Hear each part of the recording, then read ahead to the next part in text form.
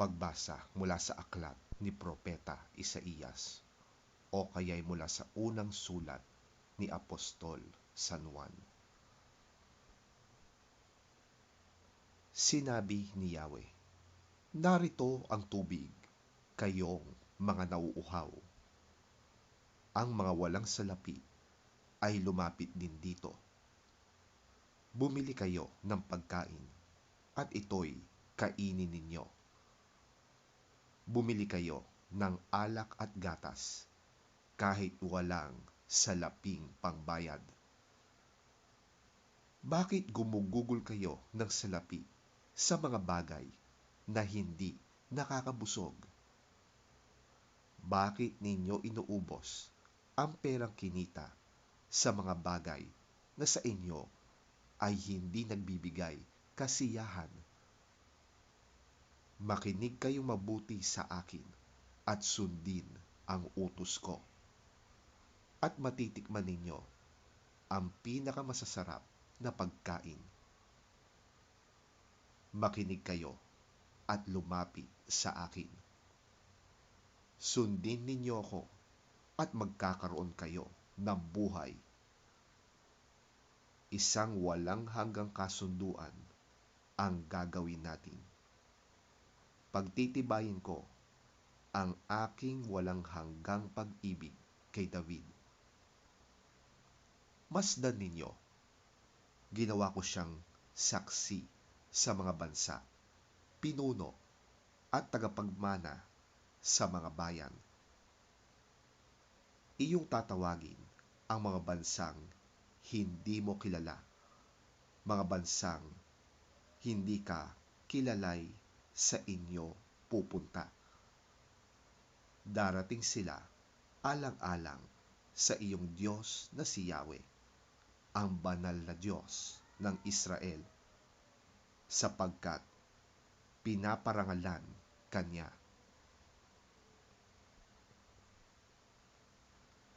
Hanapin mo si Yahweh habang siya'y matatagpuan. Manalangin ka sa kanya habang siya'y malapit pa. Dapat ng talikuran ang mga gawain ng taong masama at dapat magbago ng pag-iisip ang taong liko. Sila'y dapat manumbalik at lumapit kay Yahweh upang kahabagan. At mula sa Diyos, makakamit nila ang kapatawaran. Ang sabi ni Yahweh, ang aking kaisipay hindi ninyo kaisipan. Ang inyong kaparaanan ay hindi ko kaparaanan.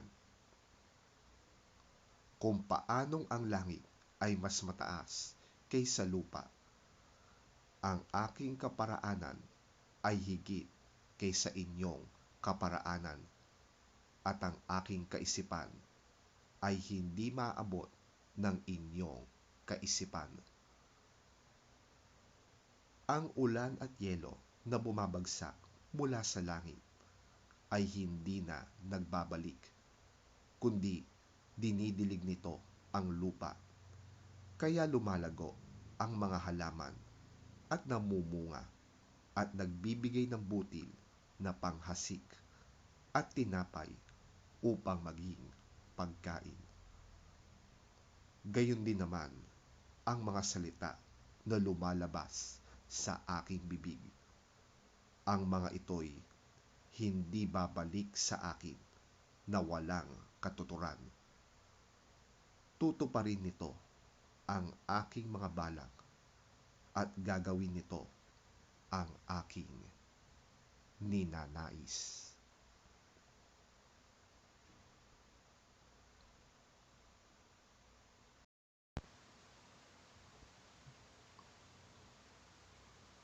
Kung tayo'y sumasampalataya na si Jesus ang siyang Kristo, tayo nga'y mga anak ng Diyos. At ang sino mang umiibig sa Ama ay umiibig din sa Anak. Ito ang palatandaang iniibig natin ang mga anak ng Diyos, kung iniibig natin ang Diyos at tinutupad ang kanyang mga utos. Sapagkat ang tunay na umiibig sa Diyos ang tumutupad ng kanyang mga utos.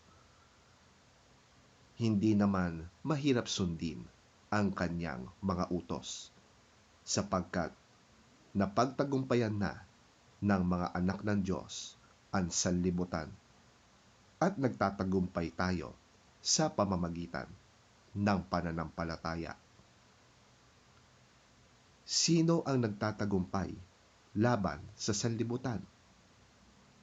Ang sino mang sumasampalataya na si Jesus, ang anak ng Diyos. Si Hesukristo ang naparito sa pamamagitan ng tubig at ng dugo, hindi sa pamamagitan ng tubig lamang, kundi sa pamamagitan ng tubig at dugo. Ang Espiritu ang nagpapatotoo tungkol dito, sapagkat ang Espiritu ay katotohanan. Tatlo ang nagpapatotoo: ang Espiritu, ang tubig, at ang dugo. At ang tatlong ito ay nagkakaisa. Kung pinaniniwalaan natin ang patotoo ng mga tao, higit nating dapat paniwalaan ang patotoo ng Diyos. At ito ang patotoo ng Diyos tungkol sa kanyang anak.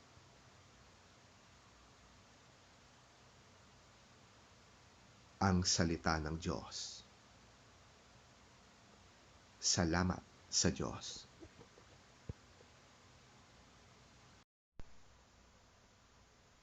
Ang mabuting balita ng Panginoon ayon kay San Marcos. Papuri sa iyo, Panginoon.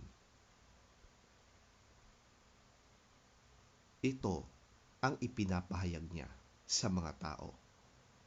Ang darating na kasunod ko ay higit na makapangyarihan kaysa sa akin, ni hindi ako karapat-dapat yumukod at magkalasman lamang ng tali ng kanyang sandalyas. Binautismuhan ko kayo sa tubig, ngunit babautismuhan niya kayo sa Espiritu Santo.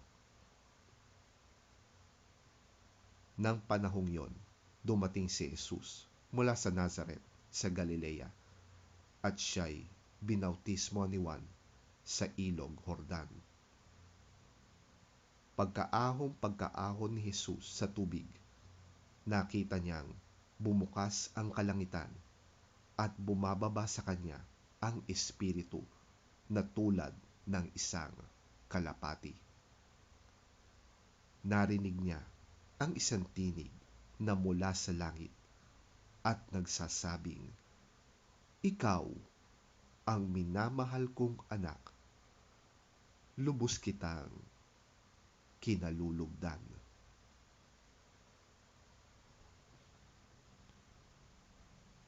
Ang mabuting balita ng ating Panginoon. Pinupuri ka namin, Panginoong Hesukristo. This was his message. After me comes the one more powerful than I, the straps of whose sandals I am not worthy to stoop down and untie. I baptize you with water, but he will baptize you with the Holy Spirit.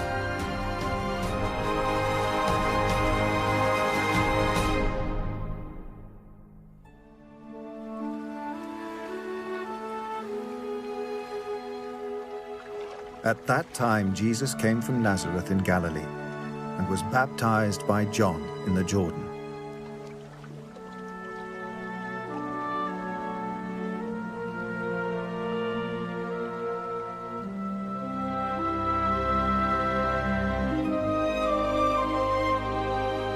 Just as Jesus was coming up out of the water, he saw heaven being torn open and the Spirit descending on him like a dove. and a voice came from heaven. You are my Son, whom I love. With you I am well pleased.